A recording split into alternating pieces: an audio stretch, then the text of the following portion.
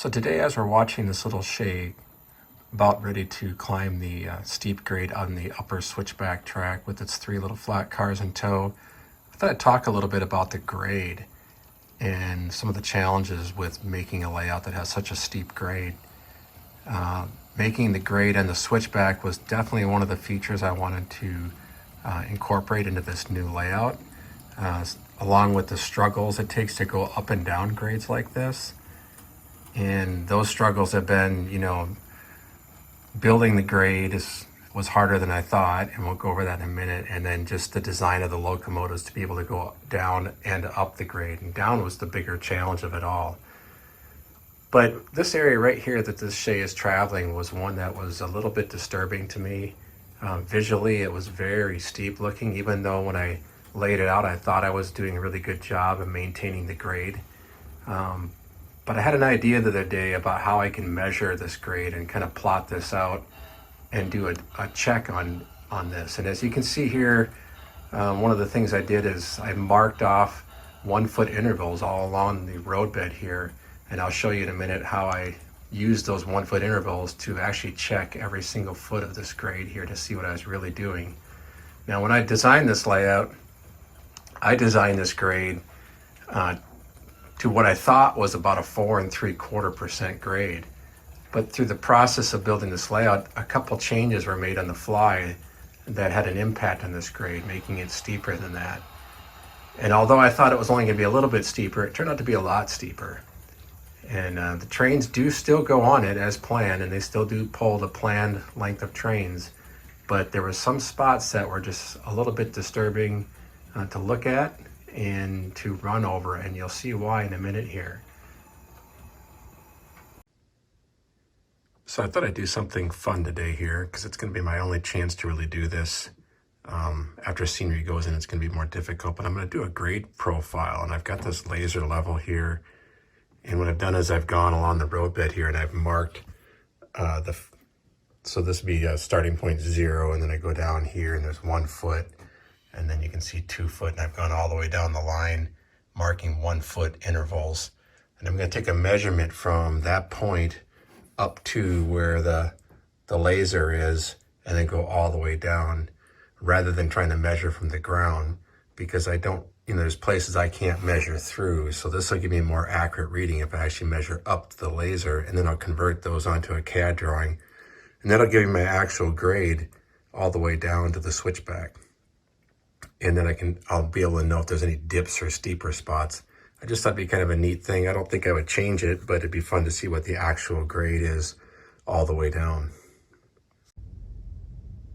So as you can see here, I made the marks every 1 foot. Actually, I made them every 6 inches, but labeled them every 1 foot. And then I took measurements down from the laser line down to the top of the roadbed at every 1 foot mark. And I recorded those numbers down. And so the numbers are going to get larger as I go down rather than getting larger as I go up, because I'm recording this distance here rather than from the floor, because I can't get to the floor in every one of these spots. So I wrote all those numbers down and plotted those out on a graph here. And I found out that from the bottom of the grade to the top, it's 300 inches. But then I went up a few from the bottom and down a few from here. So that distance is 192. And what I did there was I'm just trying to get what the grade is inside of the vertical curves. And so the overall height I'm climbing on the upper switchback is 15 3/16 of an inch, but in the middle of the grade, it's about a 10 inch, like a 10 and a 16th inch elevation. And so what it works out is that if you did a total grade, it's 5.06, but the actual grade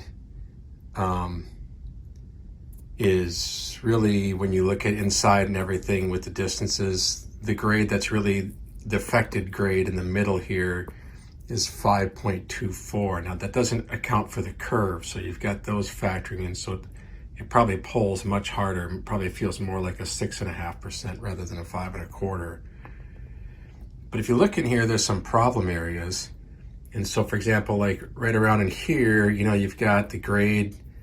You can see I labeled some of these strange spots, but like here, it's only between these 2 feet here, it's only a little over 4%, but then you got a 5.2, and you got a weird 3.6, a 3.6, 3.6, 4.6, 5.7, 6.25, 6.25, and then bang, you get this one that's 7.29%, going from number 21 to 20, which is right here. That was over 7% grade right there. And I could see it when I would stand down here at the switchback and I would look up there. I saw it. I just assumed that the way I was doing it before, that it was just a visual kind of an optical illusion, but it really wasn't. It was almost like going up a wall right there.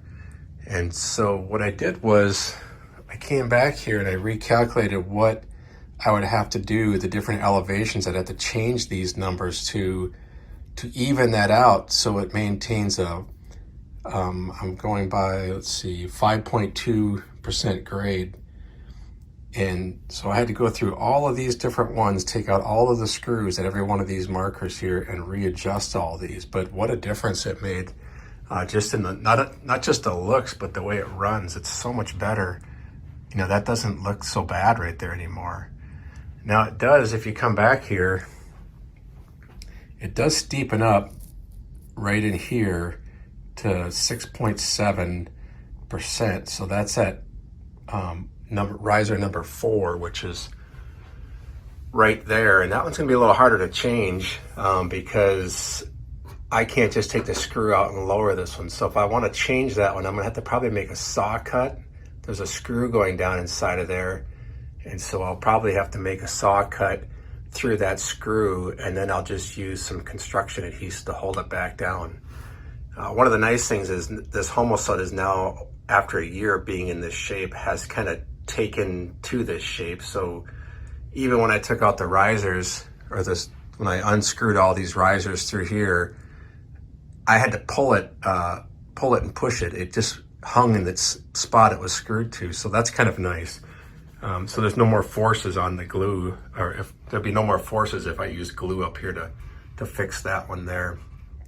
So it's kind of making a little bump. You can almost see it right there, and I can see it when I look down the grade that there's a little bit of a lump right there, and you can actually hear it when the locomotive hits this spot. It kind of really groans a little bit through there. Now on the prototype, it did actually steepen at the last little bit here, so I don't really mind that it goes from 5.2 to maybe 5.7 right here if I can get that figured out, but I should probably fix that bump right there. So that'll be my next thing I'm going to work on. But that was a really interesting exercise. I'm going to do it on the lower grade too to see what I've got there. But it was kind of nice the way I plotted this out is, I've got a 300-foot main line just on the grade alone. And that would be the same for the lower, so that's 600 inches of just grade running, and that works. That's a pretty good run for Shays. I'm pretty happy with that.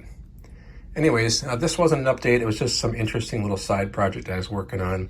I'll have an update coming pretty soon on the layout. I'm just wrapping up a few little details in Clifftop.